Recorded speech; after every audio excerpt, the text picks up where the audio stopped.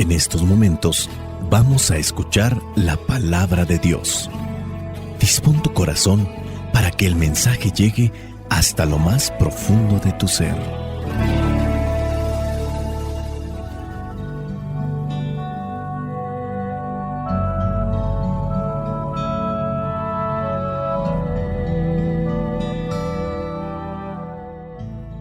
El evangelio que la iglesia nos presenta para el día de hoy corresponde a Marcos, capítulo 5, versículos del 21 al 43. Dice así: Cuando Jesús regresó en la barca al otro lado del lago, se le reunió mucha gente y él se quedó en la orilla. En esto llegó uno de los jefes de la sinagoga llamado Jairo, que al ver a Jesús se echó a sus pies y le rogó mucho, diciéndole: Mi hija se está muriendo, ven a poner tus manos sobre ella para que sane y viva. Jesús fue con él y mucha gente que lo acompañaba, apretujándose a su alrededor. Entre la multitud había una mujer que desde hacía 12 años estaba enferma con derrames de sangre. Había sufrido mucho a manos de muchos médicos y había gastado todo lo que tenía sin que le hubiera servido de nada.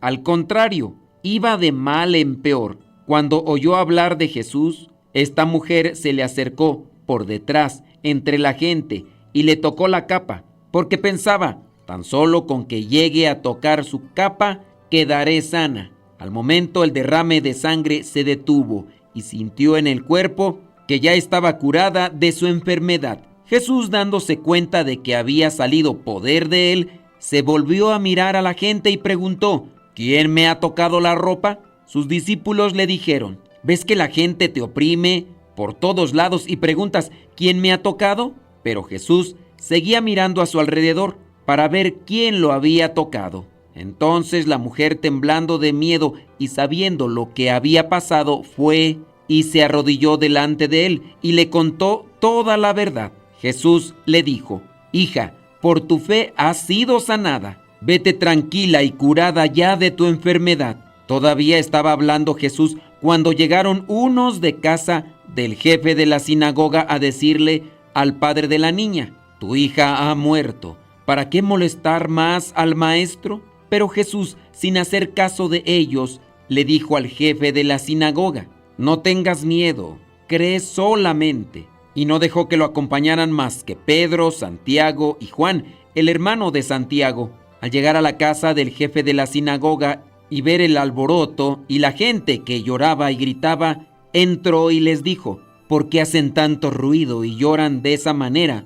La niña no está muerta, sino dormida. La gente se rió de Jesús, pero él los hizo salir a todos. Y tomando al padre, a la madre y a los que lo acompañaban, entró donde estaba la niña. La tomó de la mano y le dijo: Talita cum, que significa muchacha, a ti te digo, levántate. Al momento la muchacha, que tenía 12 años, se levantó y echó a andar, y la gente se quedó muy admirada. Pero Jesús ordenó severamente que no se lo contaran a nadie, y luego mandó que dieran de comer a la niña. Palabra de Dios. Te alabamos, Señor.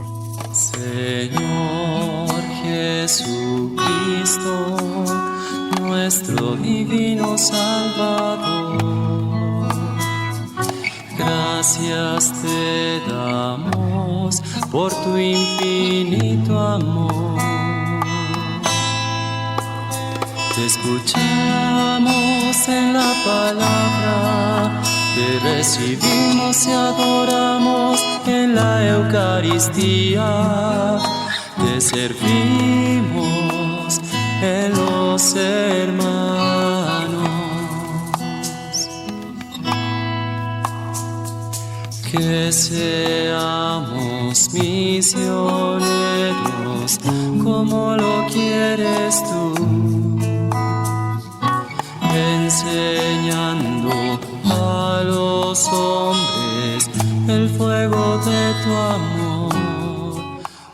Vamos a reflexionar los 5 puntos de este evangelio, que está un tanto largo y se pueden sacar sin duda muchos otros puntos más, pero nos vamos a enfocar en 5. Número 1, pedir a Dios con humildad. Pedir a Dios con humildad nos va a preparar el corazón para recibir aquellas cosas que Dios nos quiere dar. Entiendo yo que ante una necesidad de enfermedad, de trabajo, cuestiones familiares, uno pide algo en forma específica, pero también nosotros debemos de pedir con humildad para prepararnos y recibir lo que Dios nos da. Aunque entendamos, cuando hay humildad también hay aceptación, ya que la humildad es una característica también de la madurez. Yo le pido algo a Dios, pero a veces no depende totalmente de Dios, y no es que Dios no pueda. Hay cosas que dependen de otras personas, y dependiendo también esas personas si tienen un corazón abierto a Dios. Supongamos el caso de un problema familiar o un problema matrimonial, un problema con los hijos, un problema con los hermanos. Yo le pido a Dios que se solucione esta situación, pero la otra persona no está abierta a vivir y actuar como Dios quiere. Entonces, si no se soluciona, no depende del todo de Dios. Es que Dios no puede, sí, Dios puede hacer eso, pero si lo hace Dios de esa forma, quebranta nuestra libertad, y entonces este poder tan grande que Dios nos ha dado como la libertad, nos lo estaría quitando cuando Él haga con los demás como nosotros queremos. Pedir a Dios con humildad. Dice aquí en el versículo 22 que llegó uno de los jefes de la sinagoga llamado Jairo, que al ver a Jesús se echó a sus pies y le rogó mucho, diciéndole que su hija se estaba muriendo, que fuera a poner sus manos sobre ella para que sanara y viviera. Y Jesús lo acompañó. Este jefe de la sinagoga se echó a sus pies. El jefe de la sinagoga tenía un poder, tenía un estatus en la sociedad, pero aún así, aunque Jesús no tenía ni estatus de una forma política ni económica, era solamente el hijo de un carpintero. Este jefe de la sinagoga se echa a sus pies. Sabe del poder de Jesús, sabe de los milagros que ha hecho y lo pide con humildad.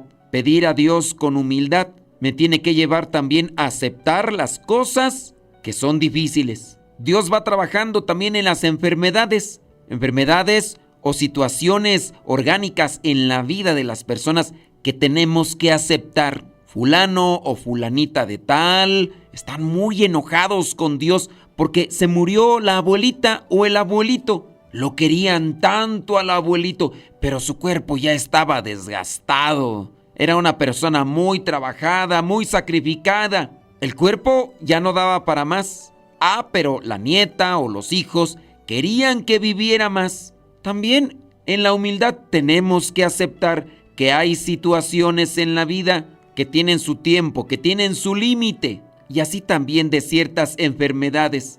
Quizá hay enfermedades que llegaron a la vida de alguien. No buscó esa enfermedad, no descuidó su organismo, pero esa enfermedad llegó y a lo mejor la persona no lo detectó a tiempo, se descuidó, u otras circunstancias, un accidente. Queremos que todas esas cosas materiales u orgánicas cambien. Pedir con humildad nos tiene también que disponer a aceptar las cosas que tienen su orden dentro de la naturaleza. Para poder pedir con humildad necesitamos dejar a Dios trabajar en nuestra conciencia, en nuestra mente, en nuestros pensamientos, para que con madurez abracemos la cruz de cada día, aunque sea pesada y dolorosa. Punto número 2. El poder de Jesús. Aquí se realizan varios milagros, pero los que destacan es, primero, esta mujer que sufría, dice, hacía 12 años con derrames de sangre.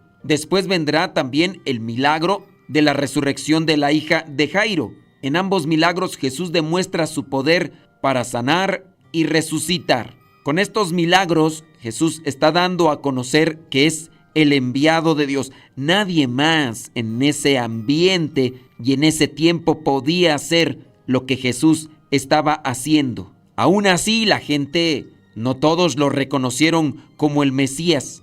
Querían un milagro de él y al final lo rechazaron. Incluso se puede decir que muchos de ellos que recibieron el favor de Dios le dieron la espalda, no lo reconocieron. Los milagros solamente eran un signo para que se dieran cuenta que era el Mesías, que tenían que obedecerle más que andarlo buscando para conseguir los milagros. El poder de Jesús. Él tiene la forma de cambiar la estructura, la naturaleza, la misma vida. Pero lo que quiere Dios, o lo que quiere aquí en este caso nuestro Señor Jesús, es que nosotros cambiemos. No hay que buscar de Dios que cambie las cosas. Hay que dejarnos orientar por Dios y cambiar nosotros, para que las consecuencias de nuestros actos repercutan en esta vida y en la otra. Punto número 3. La importancia de la fe activa. Hemos ya mencionado muchas veces que no solamente basta con pedir a Dios, no solamente basta con decir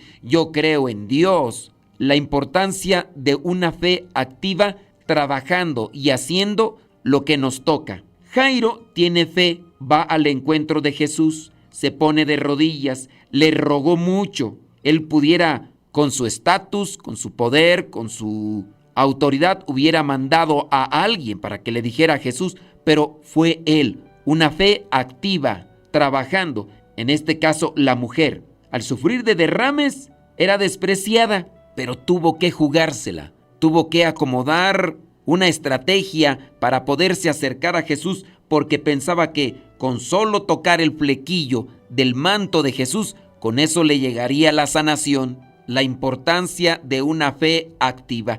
¿Cuántas de las veces no buscamos un milagro, pero no trabajamos, no nos movemos, no preparamos estrategias? Quizá a lo mejor oramos, y eso a lo mejor de forma superficial, alá y se va, más o menos. Puede ser que se ore mucho, pero no hacemos en actividad lo que nos toca, lo que podemos hacer. Queremos que los hijos cambien, dicen algunos papás. Pues sí, le piden a Dios que cambien a sus hijos, pero los papás no hacen lo que les corresponde como papás al informarse, orientarse y ayudar a aquel hijo en esa situación. Ante el problema familiar, el problema matrimonial, algunos querrán que su situación matrimonial se estabilice. Se les invita a participar de manera activa en las cosas de Dios y dicen no tengo tiempo, es que tengo muchas cosas por hacer. Esta persona está pasando por una situación de dolor, de sufrimiento, no asimila el golpe de la vida. Le invitas a que tenga una fe activa, que haga aquello que le va a ayudar teniendo una movilización en su vida, enfocándose en ciertos aspectos y no los quiere hacer. Punto número 4, la perseverancia. Esta mujer enferma de derrame de sangre por 12 años, buscando, se gastó todo el dinero con los médicos. Al ser rechazada por la gente, porque tengamos en cuenta que tocar a una mujer, incluso en la etapa de la menstruación, con relación a la sangre, era una situación de impureza. Esta mujer con el derrame tiene que buscar la manera de llegar, tiene que perseverar y lo hace. La perseverancia. Para alcanzar las cosas que vienen de Dios debemos ser perseverantes. ¿Cuánto tiempo? Pues el que sea.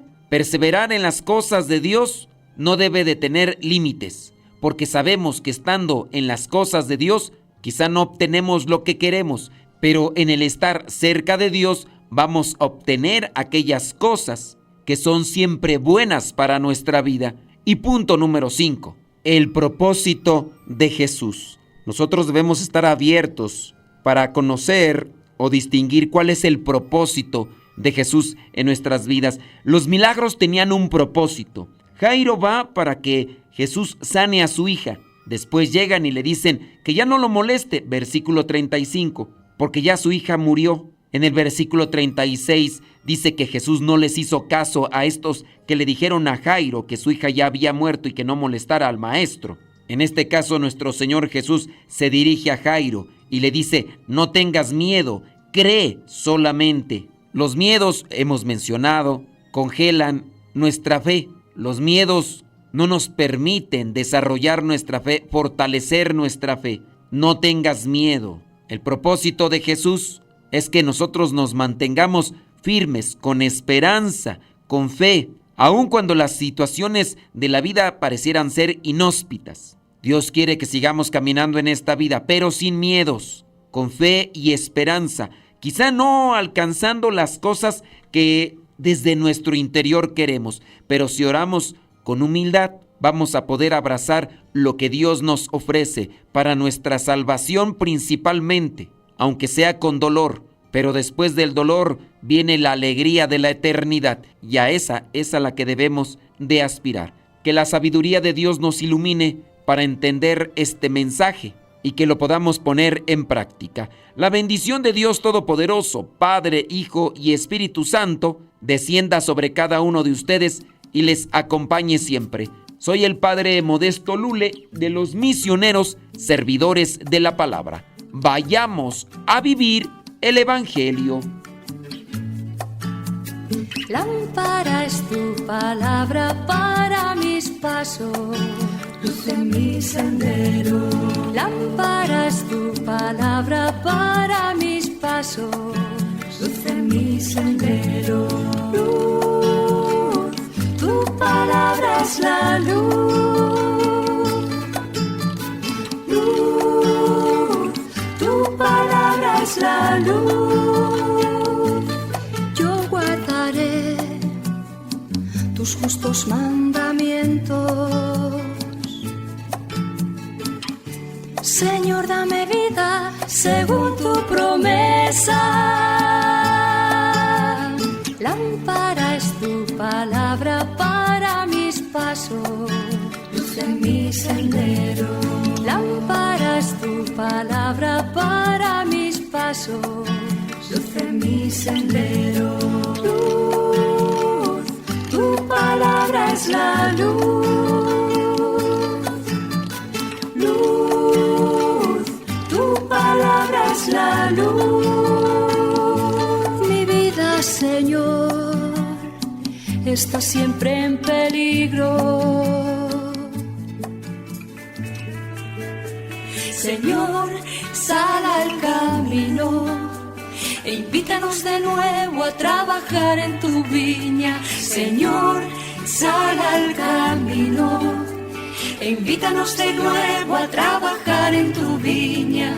No importa a qué hora, no importa a qué precio, nuestra paga eres tú y tu reino.